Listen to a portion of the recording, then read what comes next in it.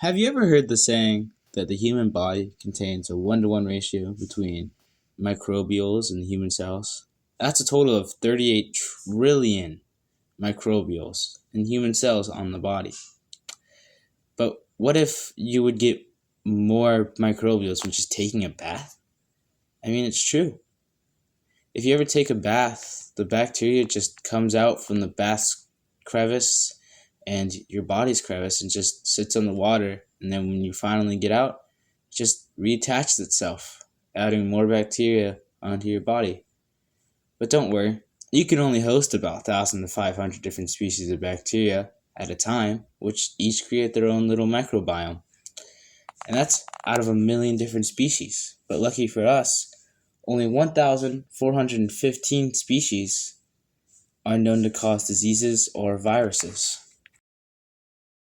Out of all the different viruses and diseases you could get, there's only one as common as a common cold. And that's not just one virus, but rather it's generated by many viruses.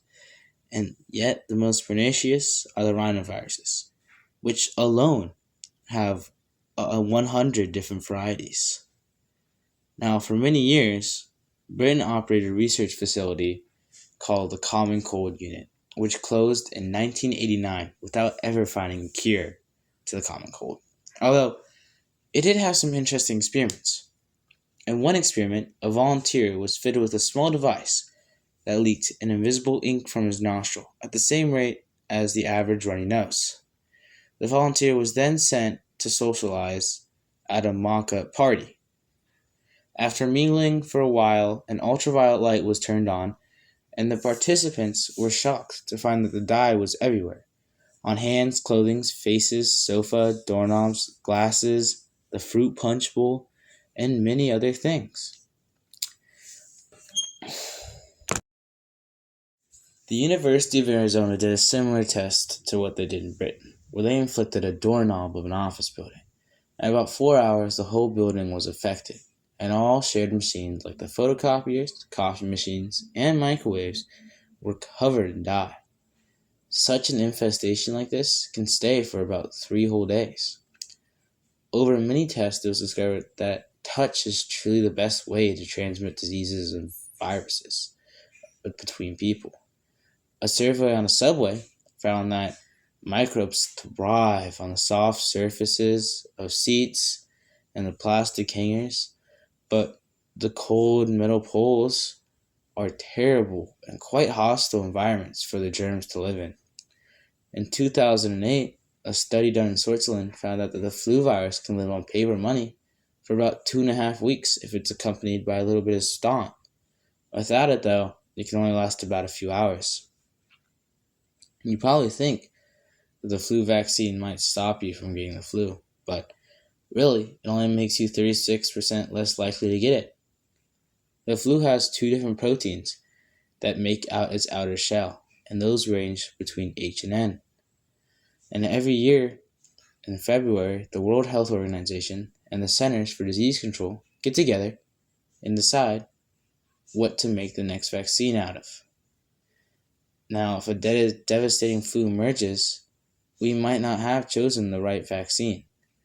Already in the USA alone, about 30 to 40,000 people die of the flu per year. Not only are diseases scary, but when the body's against itself, that's when it truly is scary. And that is known as cancer.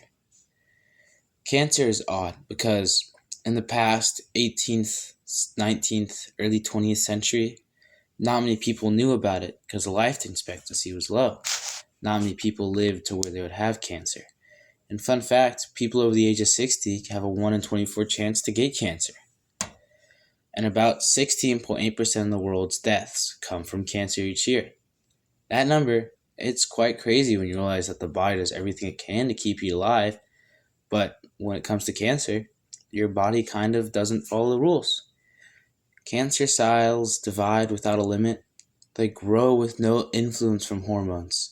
They trick the body into giving the cells a blood supply. They disregard any signals to stop growing. They don't succumb to programmed cell death. And out of all, they spread to other parts of the body. instead of working to keep your living body to its peak condition, cancer cells work to kill you without your permission. It's kind of suicide because it's your body killing you.